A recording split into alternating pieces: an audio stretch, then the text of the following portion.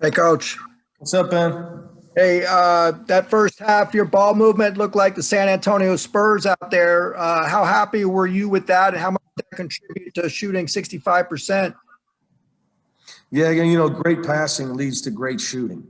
Um, and we came off feeding Cody down low. We thought, with our team, we've got to recognize when he gets single coverage, we just got to play through him in the low post. And he just delivers over and over. So once that happened, I think it opened up the perimeter for guys. I love Jake and Johnny's mindset today. No hesitation at all. But I think 8 of our first 9, I was just told 8 of our first 9 assists were from 8 different guys.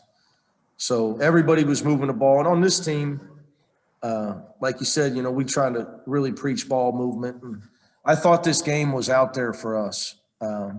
We've been moving the ball really well most of the season. But some of our younger shooters, Johnny and Jake in particular, the ball has gone in for them. And Tiger's been shooting great numbers in practice on his 3-point drills. So today the ball went in for us. And, it made it awfully hard to cover us. All right, go ahead. Coach, at halftime, you guys had a large margin. They had 38 points. Were you at all? I kind of thought to myself, I wonder if Cronin's in there mad at them, defensively that they had 38 points after such a great half. Just curious to know what you thought about their first half defense.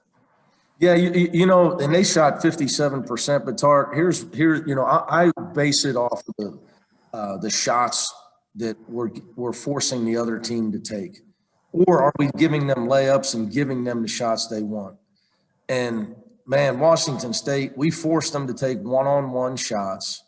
And we did an excellent job with our game plan. Coach Palmer did a great job this week.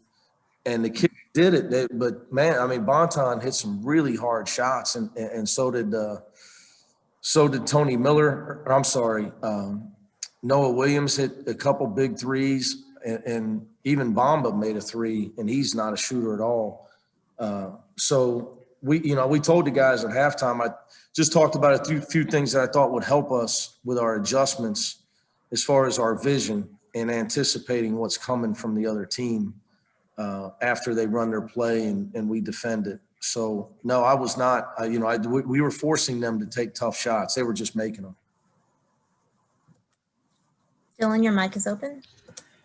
Mick, second half, I counted 7 steals for you guys, forced 10 turnovers, held them to 23 points. I know you spoke kind of earlier in the week about how some of these wins shouldn't have been as close as they were.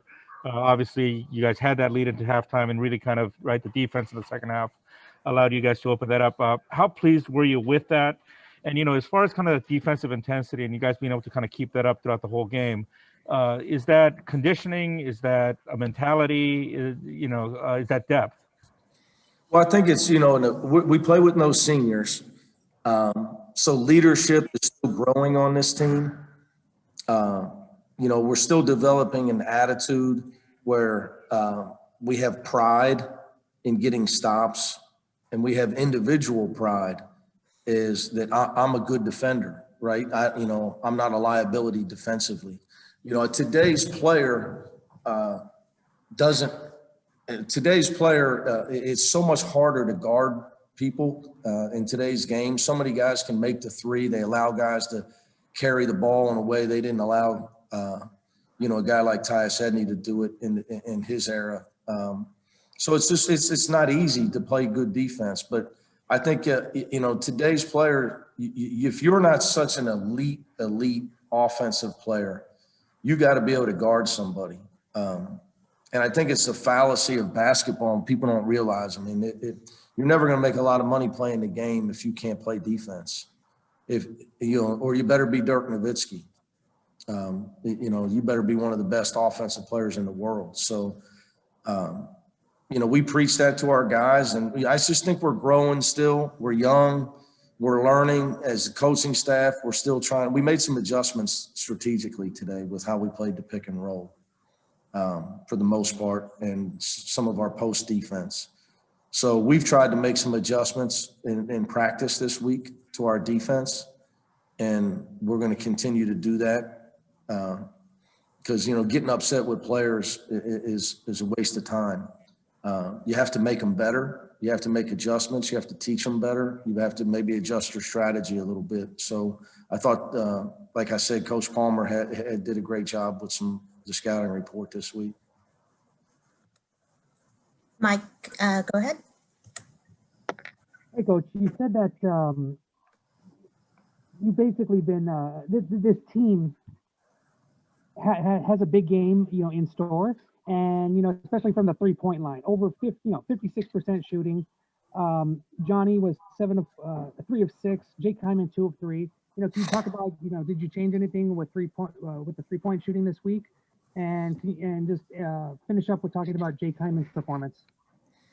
Yeah, Jake and I had a little talk. I'm trying to teach him. It's an evolution. I'm trying to teach him to play off his shot fake. But then I think I had him too gun shy. So I told him that I'm fired. I fired myself, and now my new attitude is don't pass up shots. You're going to probably force one now and then, but don't worry about it.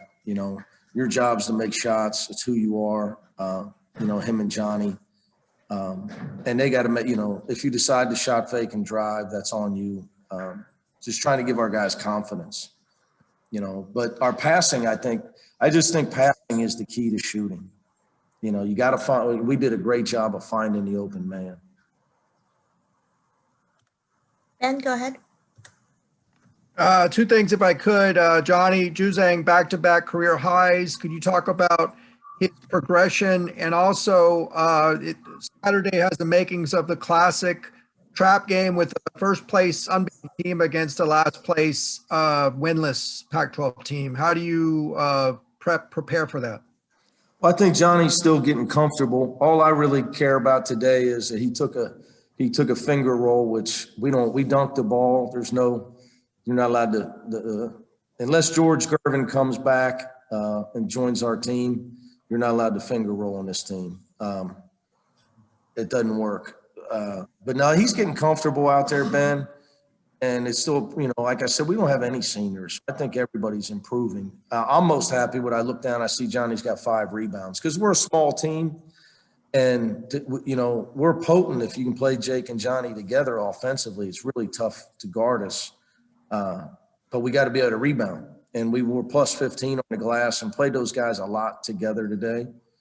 And as far as, all I know is we play Washington Saturday, and all I care about is what they're good at.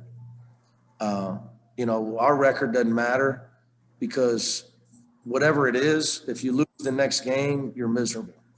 And so, I don't know. I know we haven't lost in the league. I don't know how many games we played. I don't know our overall record. It's not even on the stat sheet, so I don't know. I know Washington has struggled. But one thing when you coach in Power 5 conferences, everybody's got good players and everybody's capable. And the thing about basketball, it's not like Alabama's not losing to the last place team in an SEC football game. It's just not happening because the physical size is so different. Basketball is so different. With the 3-point shot, they have enough talent. They're going to beat somebody. So, we won't even talk about that. Hopefully I got my guys to the point, it's not even about them. They're just happen to be the team we play. We're going to figure out what they're good at and what we got to do to beat them. Their record's irrelevant. And if it is, then we're still really immature. But I understand that, it could look that way. But, we don't even talk about stuff like that. We'll just focus on what we got to do to beat Washington.